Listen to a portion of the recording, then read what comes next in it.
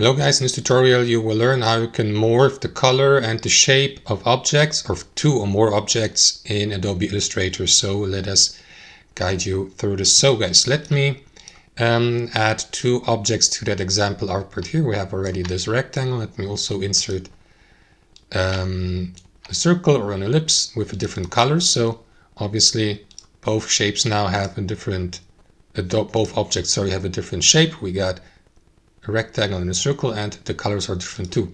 So they have this morph tool here on Adobe Illustrator. You can access it here on the left sidebar just above the type tool.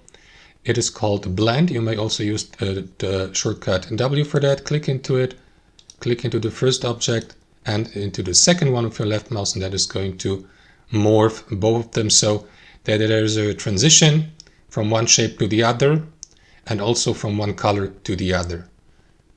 Right, so that's how you do it. Thanks for watching, and I'll see you next time.